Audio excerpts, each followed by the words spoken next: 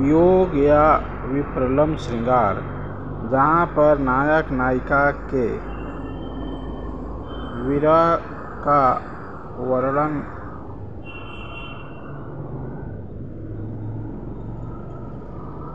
होता है। उदाहरण के लिए, घन घमंड नभ गर्जत घोरा, प्रियाहीन डरपत मन मोरा, दामिनी दमक रही घन माही, खल की प्रीत यथा थिर नाही।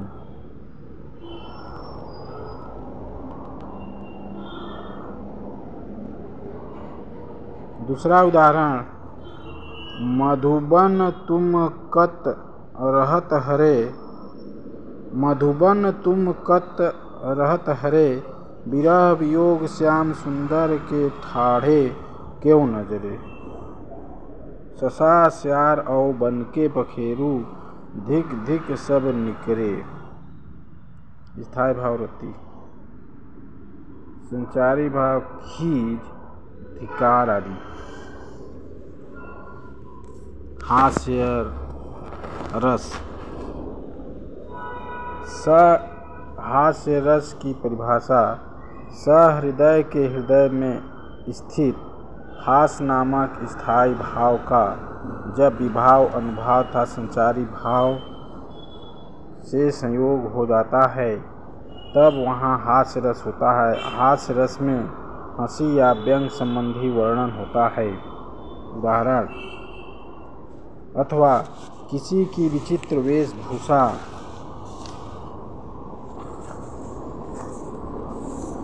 किसी की विचित्र वेशभूषा, हाव भाव या कार्य को देखकर हंसी आती है, वहाँ हास्य रस होता है। किसी की विचित्र वेशभूषा, हाव भाव या कार्य को देखकर हंसी आती है, वहाँ हास्य रस होता है। उदाहरण के लिए, इस दौड़ धूप में क्या रखा, आराम करो आराम करो, आराम जिंदगी की कुंजी, इससे न तपेदिक होती है, आराम सुधा की एक बूंद, तन का दुबलापन खोती है। आराम शब्द में राम छिपा जो भव बंधन को खोता है। राम शब्द का ज्ञाता तो विरला ही योगी होता है। इसलिए तुम्हें समझाता हूँ, मेरे अनुभव से काम करो।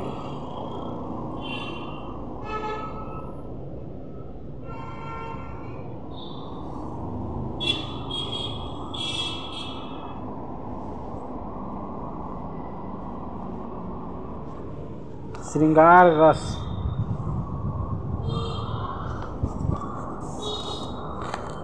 सहृदय के हृदय में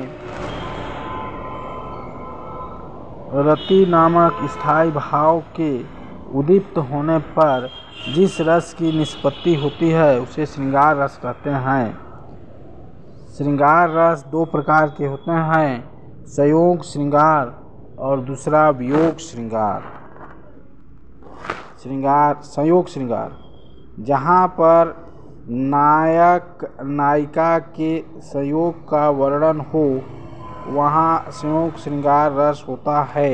उदाहरण, राम को रूप निहारती जानकी, कंगन के नग की परिछाही, मात सबय सुधि भूल गई, कर टेकी रही पलटारती नाही।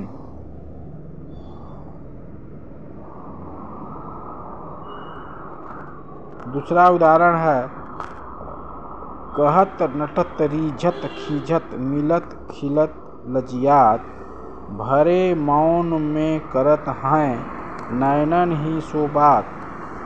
श्रृंगार रस का स्थायी भाव रति होता है। अनुभाव नेत्रों से बात करना। संचारी भाव लज्जा, आश्रय नायक, आलंबन नायिका, नायिका का सौंदर्य उसका नटना खींचना। वीर रस, सहृदय के हृदय में वीर रस, सहृदय के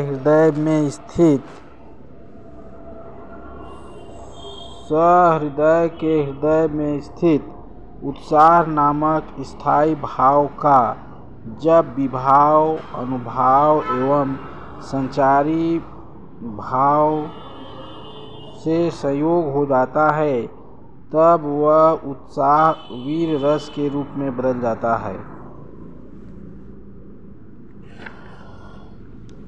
स्थायी भाव उत्साह होता है। उदाहरण के लिए, सिंहासन हिल उठे राजवंशों ने भ्रिकुटी तानी थी, बूढ़े भारत में भी आई फिर से नई जवानी थी।